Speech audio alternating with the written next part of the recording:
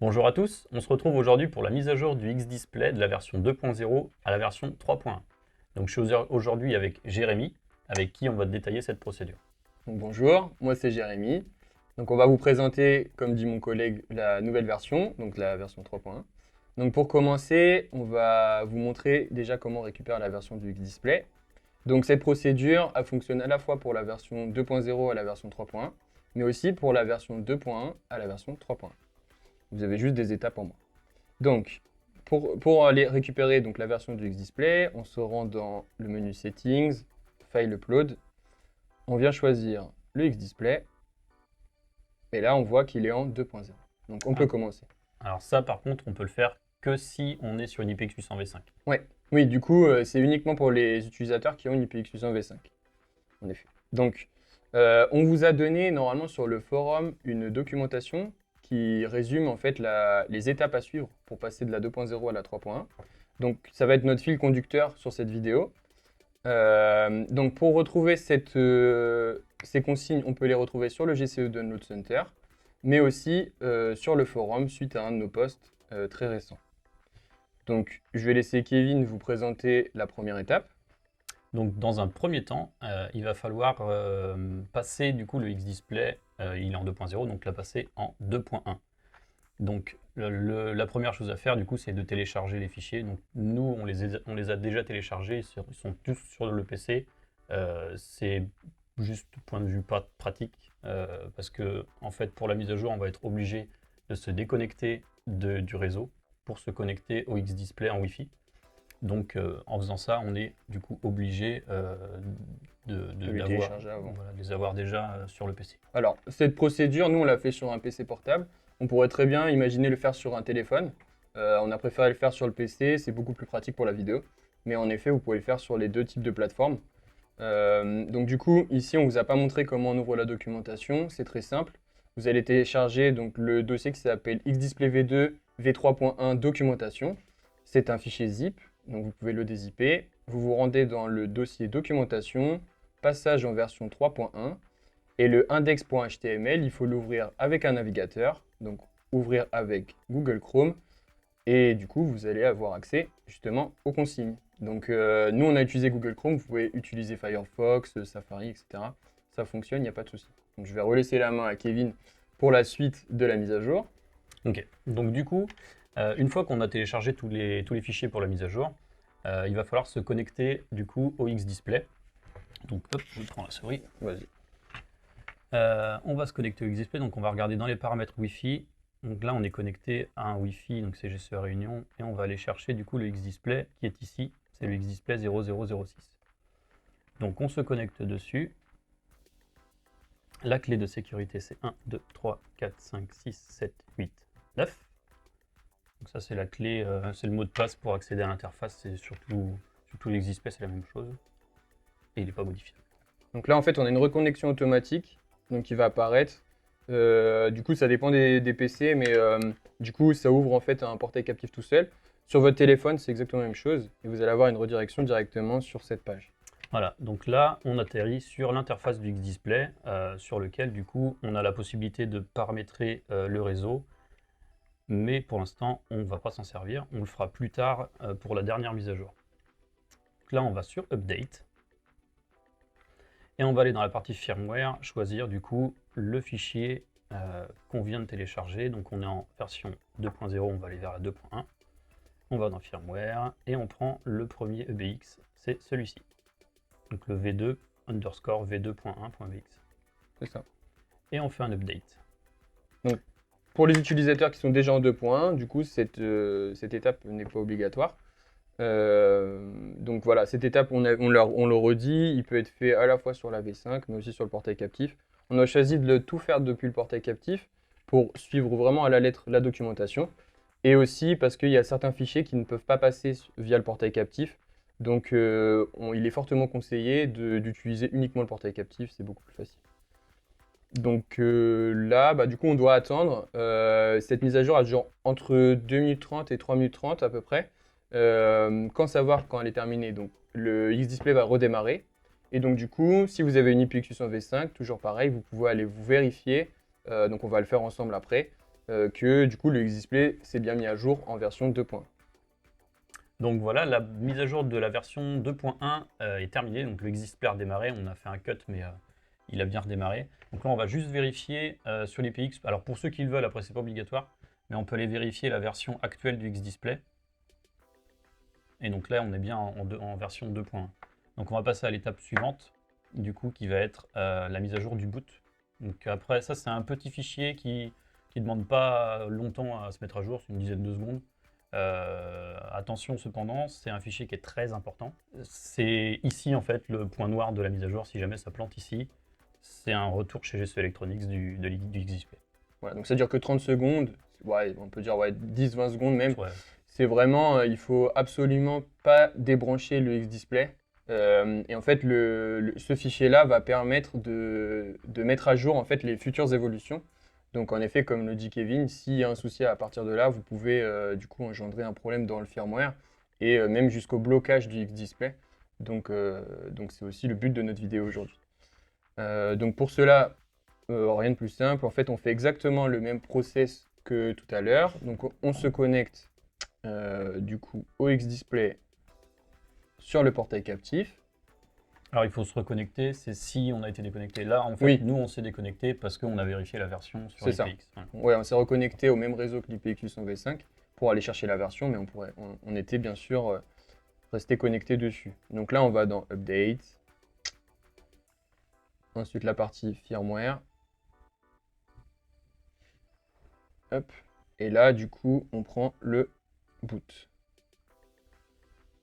Update. Donc là, ça met pas longtemps, ça Et met là, ça met, environ oui, une dizaine de secondes, 10-20 secondes. Alors, il y a juste quelque chose après, parce que c'est marqué dans la procédure, il faudra juste redémarrer le X-Display. Pas le redémarrer, relancer l'Access Point. Donc là, on voit bien qu'il redémarre. Et du coup, pour pouvoir continuer la mise à jour, il faudra redémarrer, relancer la connexion du Access Point. Donc on va dans les paramètres, deuxième page, et activer point d'accès. Voilà. Donc là, ça permet de retrouver le X-Display dans les paramètres Wi-Fi du PC. C'est ça. Donc là, on va juste venir se déconnecter, se reconnecter. Comme ça, il va nous régénérer une nouvelle page. Et là, on va attaquer la nouvelle étape. Hop. Tac. Qui est, du coup, la mise à jour de la partie radio. Donc là, la partie radio, donc elle sert à quoi? Ça sert d'avoir justement des nouvelles fonctionnalités qu'on a mis en place sur cette version. Donc pour savoir si elle a été mise à jour, rien de plus simple. Quand vous allez vous reconnecter au portail captif, vous allez avoir les nouveaux boutons. Et donc du coup, ça va valider en fait que la mise à jour est bien passée. Donc cette mise à jour, c'est pareil, c'est une petite vingtaine de secondes, c'est pas hyper long. Et du coup, ça ne nécessite pas le redémarrage du X-Display, parce que c'est uniquement la partie Connect. De toute façon, le X-Display ne va pas redémarrer. Ici, là, Non. l'écran du X-Display ne va pas changer, il restera sur la même page. C'est ça. Donc là, hop, on retrouve du coup notre interface. On va du coup dans la partie Update, et cette fois-ci, on va mettre la partie Connect à jour. Hop. Donc là, on va prendre le 3.1. Hop. Update. Donc là, il faut juste attendre en fait qu'il affiche un message comme quoi la mise à jour est terminée. Ça apparaîtra sur l'écran du dispositif que vous utilisez pour la mise à jour. Donc nous, ce sera le PC. Si vous êtes sur un smartphone, ça va changer de page, etc. C'est ça, exactement. Donc là, vous avez vu, il y a une autre rubrique qui est Update Screen. Donc justement, c'est celle-là en fait qui est vouée à disparaître. Et du coup, ça va permettre en fait de mettre à jour les écrans automatiquement à distance, du coup en toute sécurité. Du coup, donc là, il a redémarré. Et maintenant, il va falloir mettre à jour. Donc, on revient sur notre petite fiche. C'est là le 3.EBX normalement. 3.EBX, voilà. Voilà. Pour cette étape-là, on a déjà notre X-Display. Donc là, on se reconnecte. Et là, si, c'est celle-ci. Ouais, là, il faut redémarrer le X-Display. Non, pas redémarrer. Pas redémarrer, juste réactiver l'Access Point. Donc, hop, on était déjà sur la page, on réactive l'Access Point. Voilà. Et là, on devrait retrouver le display. Hop. Ça met un petit peu de temps, le temps qu'il arrive.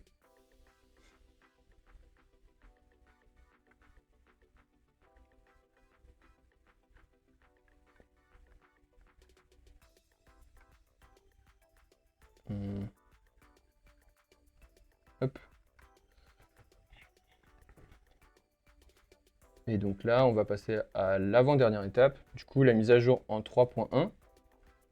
Du coup, cette mise à jour-là, non, à la fin de cette mise à jour, si tout a bien fonctionné, il n'y aura pas de nécessité de faire un retour SAV ou de blocage du X-Display. S'il y a une des étapes qui s'est mal passée, vous pouvez la réitérer. Donc ça, il n'y a pas de souci là-dessus. Il n'y a pas de risque de casse ou quoi. Vous pouvez les réitérer juste à temps que ça fonctionne. Par contre, il faut absolument le faire dans l'ordre et valider chaque étape. Donc là, du coup, on arrive sur la dernière étape.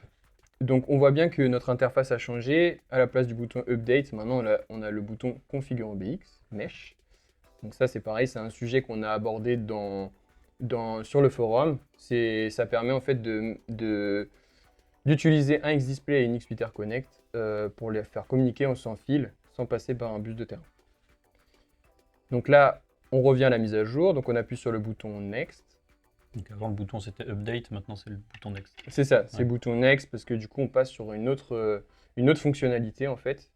Donc c'est normal. Et du coup, il faut appuyer sur le bouton Update et surtout pas appuyer sur le bouton Save. Parce que du coup, en fait, sinon ça sauvegarde les paramètres en MQTT et ça vient lancer une connexion MQTT. Or, c'est pas l'objet de cette vidéo. De toute façon, s'il se connecte en MQTT, ça voudra dire que nous, on ne pourra plus s'y connecter. Et C'est ça. donc, on ne pourra pas aller plus loin. Il faudra relancer l'access point pour relancer le truc. C'est ça. Si vous appuyez sans faire exprès sur le bouton Save, c'est pas grave. Vous pouvez relancer l'access point via le même bouton que vous a montré Kevin tout à l'heure. Donc là, on va mettre à jour donc, dans Update Connect le firmware 3.1.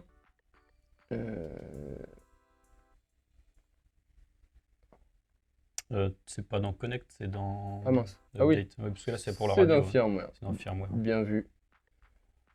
Tac. Et là, hop, on lance la mise à jour. Donc là, pareil, environ 2 à 3 minutes en fonction du réseau. Vous pouvez également faire cette étape sur une IPX800 V5. Il n'y a pas de souci. Donc on va faire comme tout à l'heure, on va faire un petit cut. Et du coup, on va vous remontrer que la version, elle est bien passée de la 2.1 à la 3.1.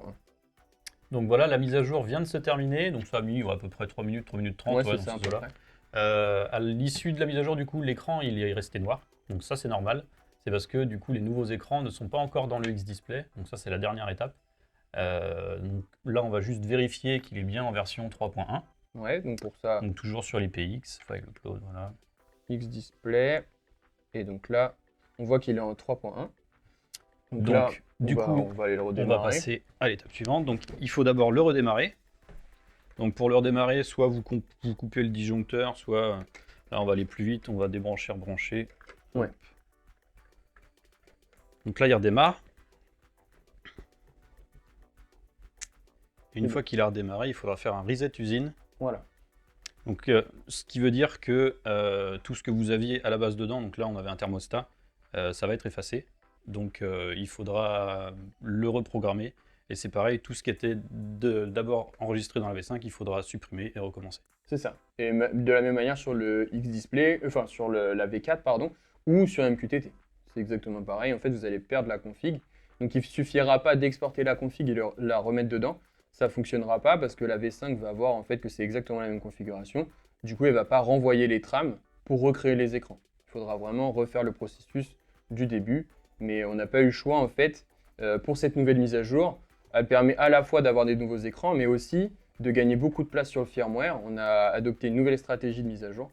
Donc on était obligé de passer par cette étape. Voilà. Donc là, on va être obligé du coup de faire le retour usine. Donc on est là, dernière page, le retour usine. Donc là, la prise en compte est faite. C'est juste qu'il va mettre un petit peu de temps à faire le retour usine. Mais voilà. Donc là, c'est bon. Il est en train de redémarrer. Voilà. Donc là, quand c'est fini, vous allez avoir donc, le premier écran. Veuillez ajouter un écran. Voilà. Et donc là, on a validé le fait qu'il soit en retour usine. Donc si on revient sur notre petite consigne, donc on voit qu'on a mis à jour en 3.1. On a vérifié, attention, après cette étape, veuillez remettre le X-Display en retour usine. Donc c'est ce qu'on vient de faire. Et là, on va passer à l'étape suivante, à la numéro 5.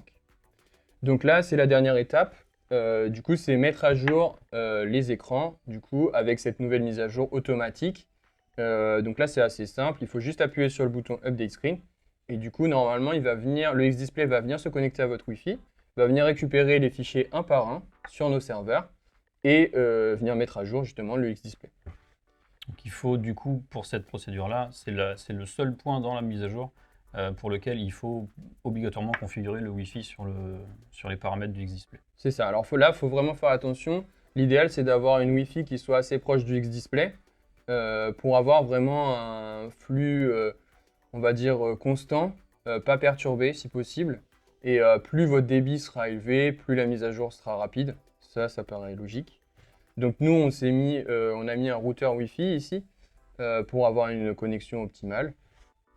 Donc, on peut faire un recherche de scan ici si vous ne trouvez pas votre Wi-Fi. Donc, on a décidé de prendre GCE Réunion. C'est ça, Donc, avec le mot de passe. on va mettre le mot de passe. Alors, attendez. Hop. Hop. Donc là, on fait Next. Là, on va directement sur Update. Donc toujours pas de configuration MQTT. Ouais. Sinon la mise à jour ne fonctionnera pas. C'est ça. Et là, on appuie sur le petit bouton Update Screen. Donc, qu'est-ce qui va se passer? Donc, ça va durer à peu près une vingtaine de minutes, entre 15 et 20 minutes, en fonction de votre débit. Ça peut même durer 10, je crois. Pour valider la mise à jour, normalement, à partir de 3-4 minutes, vous allez avoir un premier écran qui va être affiché sur votre X-Display, qui vous dira qu'il reste à peu près 15 minutes. Ensuite, il y aura un deuxième écran qui va vous dire qu'il reste 10 minutes. Et un dernier écran qui va vous dire qu'il reste plus que 5 minutes. Et enfin, le X-Display va redémarrer.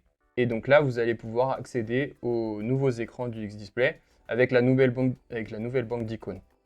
Donc la mise à jour vient de se terminer. Donc le X-Display a redémarré et du coup maintenant il affiche veuillez ajouter un écran. On va revalider. Normalement, Histoire d'aller jusqu'au bout. là, il n'y a pas de sujet.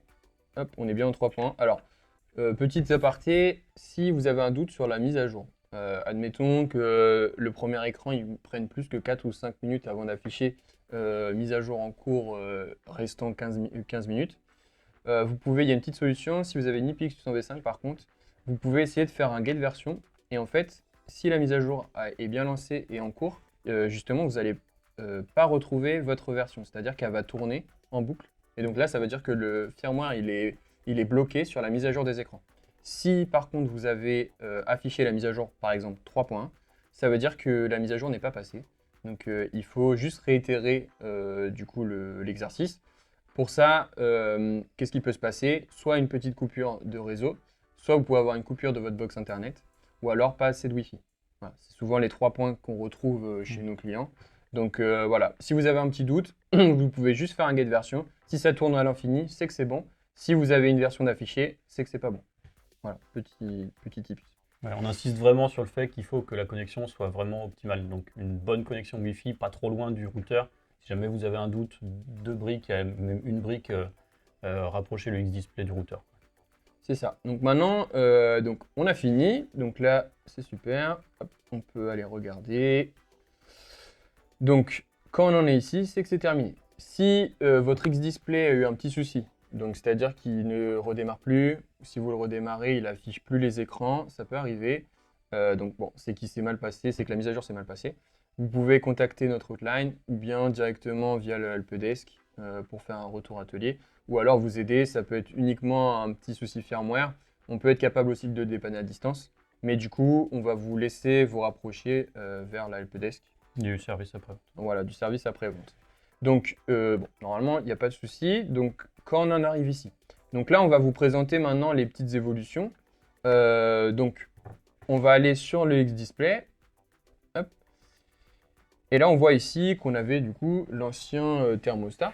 Donc là, vu qu'on a fait un retour usine, comme on vous l'a dit, du coup, on n'a pas supprimé notre écran thermostat sur notre IPX 800v5. Donc du coup, on va commencer par repartir sur une config vierge. Donc on va supprimer l'écran et ensuite on va pouvoir venir recréer tous les écrans comme avant. Donc là, nous, on va vous montrer les deux nouveaux écrans. Donc le premier, c'est l'écran Xpool. Donc là, je vais laisser Kevin vous présenter l'écran Xpool.